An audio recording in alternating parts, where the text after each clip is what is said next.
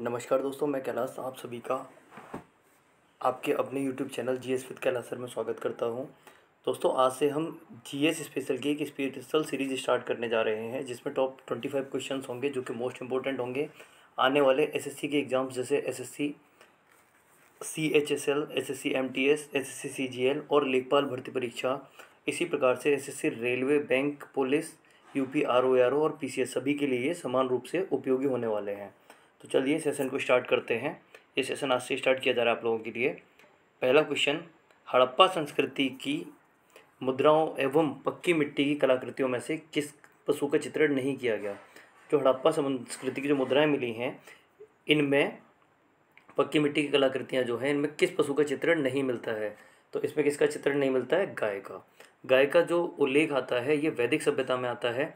इसके अलावा हाथी, बाघ और गैंडा, इन तीनों ही पशुओं का उल्लेख हड़प्पा संस्कृति की मुद्राओं में देखने को मिलता है। चलिए अगला क्वेश्चन देखते हैं। हाइड्रा स्टारफिश प्लेनेरिया निम्न में से किस प्रक्रिया द्वारा उत्पन्न होते हैं? विखंडन के द्वारा, बीजाणु द्वारा जनन, मुकुलन या पुनर्जनन? तो ये जो जीव हैं ये किसके द्वारा उत्पन्न होते हैं? ये पुनर्जनन के द्वारा उत्पन्न होते हैं। चलिए नेक्स्ट क्वेश्चन देखते हैं। सन 1936 में भारतीय राष्ट्रीय कांग्रेस द्वारा संविधान सभा की मांग कहाँ पर हुए अधिवेशन में रखी गई?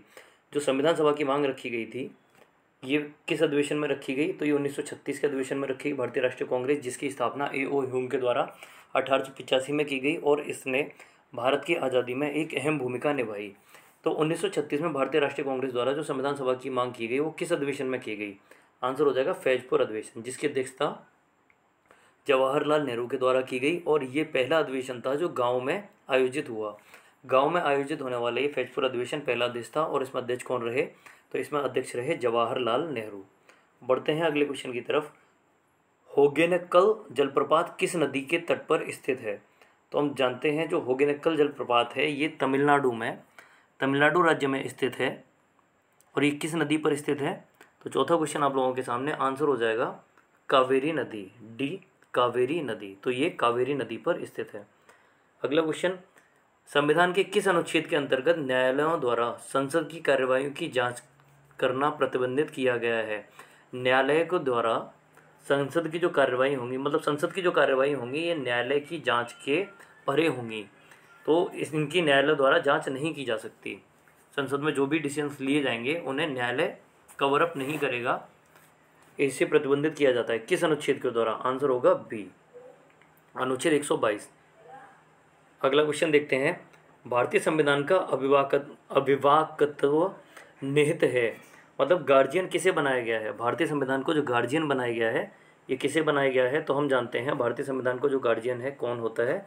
सर्वोच्च न्यायालय।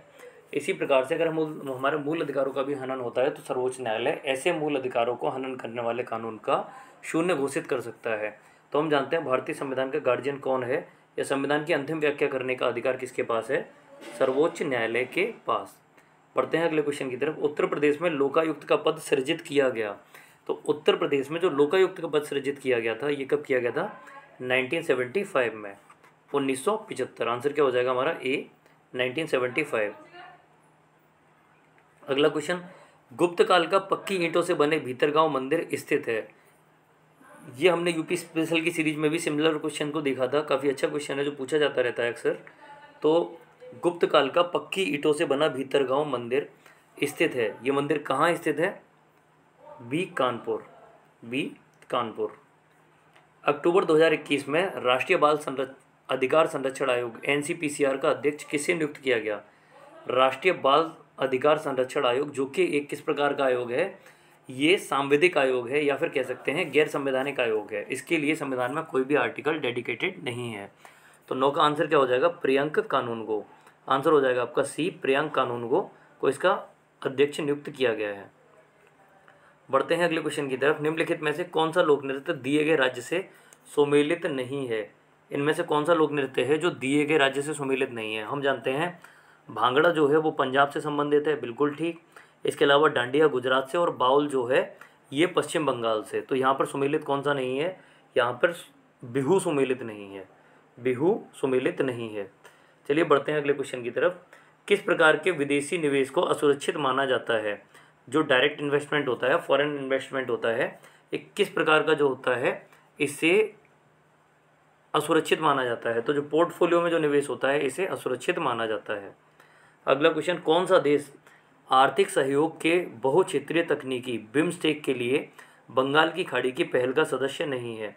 निम्न में से कौन सा आर्थिक सहयोग के बहुक्षेत्रीय तकनीकी बिम्स्टेक के लिए बंगाल की खाड़ी का पहल का सदस्य नहीं है? 12वां क्वेश्चन आप लोगों के सामने, आंसर क्या हो जाएगा? डी, पाकिस्तान। इसका सदस्य कौन नहीं है? डी, पाकिस्तान। और इसका मुख्यालय आप लोग कमेंट करके बताएंगे इसका मुख्यालय जो है कहाँ है। निम्नलिखित में से कौन राष्ट्रीय आय का हिस्सा नहीं है? निम्नलिखित में से कौन राष्ट्रीय आय का हिस्सा नहीं है? ए, मजदूरी और वेतन, बी, मुनाफा, सी, किराया और राष्ट्रीय ऋण पर ब्याज। 13 क्वेश्चन हो जाते हैं। 13वां क्वेश्चन आप लोगों के सामने, आंसर क्या हो जाएगा? राष्ट्रीय आय का हिस्सा नहीं है। राष्ट्रीय ऋण पर जो ब्याज होती है ये राष्ट्रीय आय का हिस्सा नहीं होती। चलिए अगला क्वेश्चन, 14वां क्वेश्चन है, नवंबर 2021 में भारत के पहले घास संरक्षण केंद्र का उद्घाटन कहाँ किया गया? 14 क्वेश्चन आप लोगों के सामने, भारत के पहले घास संरक्षण केंद्र का उद्घाटन कहाँ किया गया? उद्घाटन किया गया आपके डी, रानीखेत। आंसर क्या हो जाएगा? डी, रानीखेत। चलिए बढ़ते हैं नेक्स्ट क्वेश्चन की तरफ।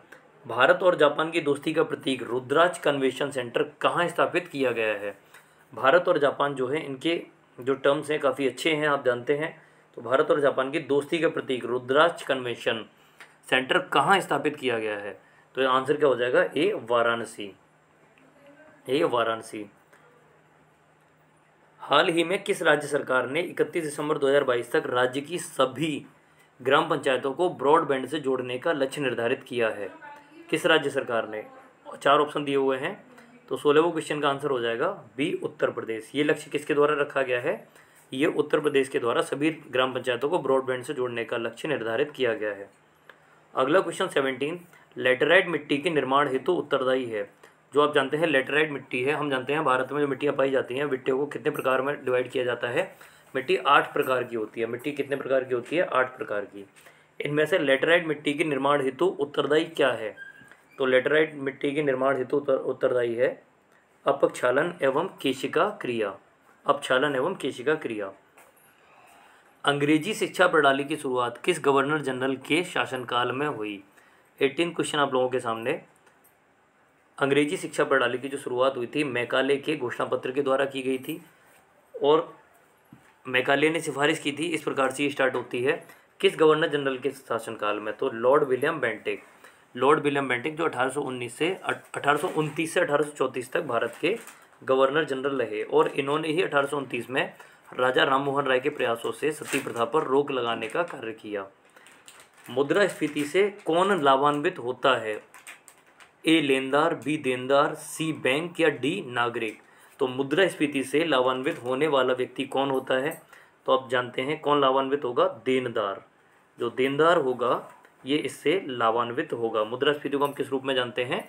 हम महंगाई के रूप में जानते हैं, जो कि पॉजिटिव वे में महंगाई, जो 2 से 6% के बीच में जो महंगाई रहती है, या फिर कहेंगे 4% की जो महंगाई है, उसे अच्छी महंगाई की श्रेणी में रखा गया है। थर्ड वर्ल्ड शब्द का प्रयोग किसके संदर्भ में किया जाता है? तीसरी दुनिया किसे कहा जाता है? इसे हिंदी में क्या कहा जाता है? तीसरी दुनिया। तीसरी दुनिया यानी थर्ड वर्ल्ड किसे कहा जाता है? तो विकासशील देशों को थर्ड वर्ल्ड या तीसरी दुनिया कहा जाता है। भारत भी एक विकासशील देश है। लाइफ ऑफ पाई नामक पुस्तक के लेखक कौन है? लाइफ ऑफ पाई जो एक मूवी भी बनाई गई थी इसके ऊपर बाद में, तो इस पुस्तक के लेखक कौन है? योन मार्टेल। योन मार्टेल इस पुस्तक के लेखक हैं। बढ़ते हैं अगले क्वेश्चन की तरफ। किस पहर में राग भैरवी गायन सर्वाधिक उपयुक्त माना जाता है?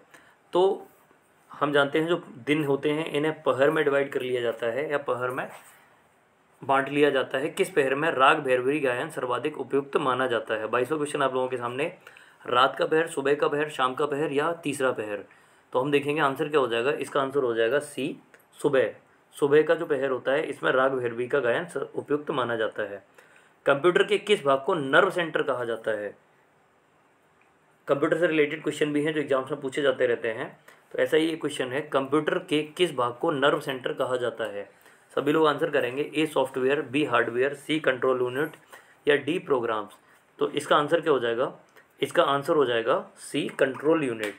जो इससे सीपीयू जो होता है, sorry, CPU central processing unit, ये किसे कहा जाता है? ये कहा जाता है कंट्रोल यूनिट को, सीयू। कंट्रोल यूनिट को इसका नर्व सेंटर भी कहा जाता है। बढ़ते हैं अगले क्वेश्चन की तरफ। भारत की जनगणना के अनुसार भारत में 2011 की जनगणना के अनुसार भारत में निम्नलिखित राज्यों में से सबसे अधिक जनसंख्या घनत्व वाला राज्य कौन सा है? तो आप देखेंगे 4 ऑप्शन दिए हुए हैं, पश्चिम बंगाल, केरल, उत्तर प्रदेश और बिहार।